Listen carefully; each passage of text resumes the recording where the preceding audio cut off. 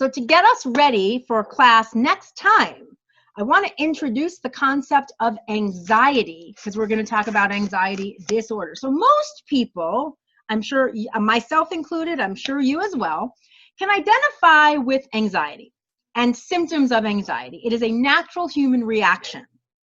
It can be highly adaptive in some circumstances, right? If you have an upcoming exam or a job interview, being a little anxious can be helpful because it springs you into action to prepare, right? It makes you prepare in advance. Or if you have anxiety about things that can hurt or kill you, like a sexually transmitted disease, then hopefully people will take more precautions and actually wear condoms, right? Or talk with their partner, get tested. If you had no ability to feel anxiety, no anxiety reaction, then we probably would place ourselves in dangerous situations physically, emotionally, and legally. Now, having said that, the problem becomes situations in which anxiety reactions are prolonged, they interfere with functioning, they become uncomfortable, and they trigger self-defeating behaviors to self-medicate, like some people will drink or take drugs or avoid in order to not deal with their anxiety because they can't cope with it any other way. Or procrastination, where people are unable to attend to important current tasks because doing so makes them too anxious, so they avoid, right? That's what procrastination means. You avoid dealing with something. And sometimes that can be very harmful. Sometimes people won't study for a test that they would otherwise do well on because just thinking about the test makes them so anxious, they procrastinate to avoid feeling that way. Some people have panic attacks. We'll talk about panic disorder when we get into anxiety disorders. Anxiety is what we call future-oriented, which means it centers on something that hasn't happened yet, but something that we are apprehensive about happening in the near future or distant future. We are apprehensive about something we perceive to be potentially threatening. And that's the psychological component, our perception that something is potentially threatening. Anxiety is also generally accompanied by a physiological reaction, central nervous system activity. That's the physiological piece.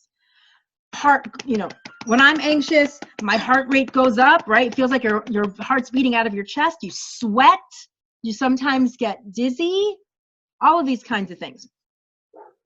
Overall, anxiety is a reaction to possible threat.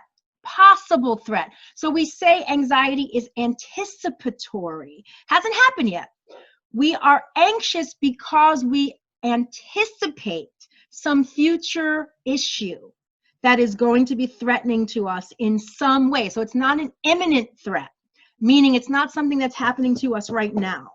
Okay, so we contrast that with fear, which often means something is imminently threatening to us. Something is happening right now in our presence and we're fearful of that. How anxiety manifests. So 4 different ways anxiety manifests, and I want you to think about this in terms of your own experiences with anxiety, because some of us tend to experience anxiety in all 4 ways. Some of us tend to experience it in a subset of ways. So think about which one is more like you. Somatic symptoms, emotional symptoms, cognitive symptoms, behavioral symptoms. Soma means body. Somatic symptoms of anxiety are physical indicators. Chronic tension, your muscles are tense.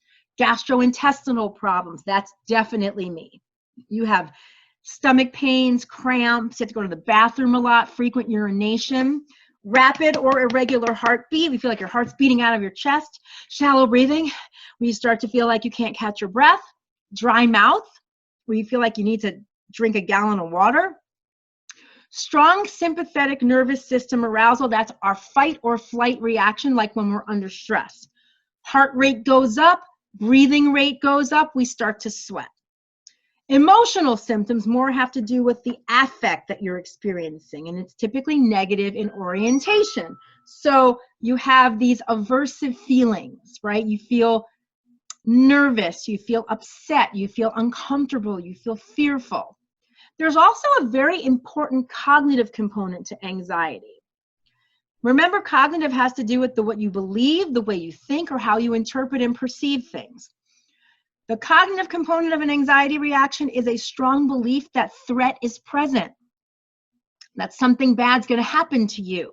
There's an expectation of future threat. There's a belief that expected threats or unpleasant events are unpredictable and outside of your control. Very important. Part of the cognitive component of anxiety is not only the belief that something bad is going to happen, but that when it does, you will not be able to see it coming. It will happen without warning, and you will not have the coping skills or other mechanisms or tools available to appropriately combat it. The other cognitive piece of anxiety is a sort of a rumination effect. Ruminate means you think about the same thing over and over and over again. A constant focus of attention on possible threats and how to prevent them. Constantly feeling like you have to prepare somehow. How do I prepare for this? How do I prepare for this? And then finally, number 4, behavioral aspects of anxiety, which has to do with how you cope or how you attempt to cope with the discomfort and the anticipation of these negative outcomes that you're expecting to take place and the discomfort that causes emotionally. So these are attempts to avoid, protect yourself, or prevent this event from happening that you think is going to take place. This can mean you either stop doing activities that you want to do because you're afraid that if you do them, you'll put yourself in harm's way of this threat that you perceive is coming, or you don't leave the house to protect yourself. We'll talk about agoraphobia, which is related to this. Or people engage in self-medication, where they do things like drink too much or take illicit drugs because they need some way to cope with otherwise uncontrollable, uncomfortable emotional states, things like that. So I want you guys to think about these 4 manifestations of anxiety: somatic, emotional, cognitive, and behavioral. And ask yourself before next class, which of these is most likely when you are experiencing anxiety? Is it all 4? Is it a subset, and which subset? That is it for today. Class business is coming up next. Have a great day.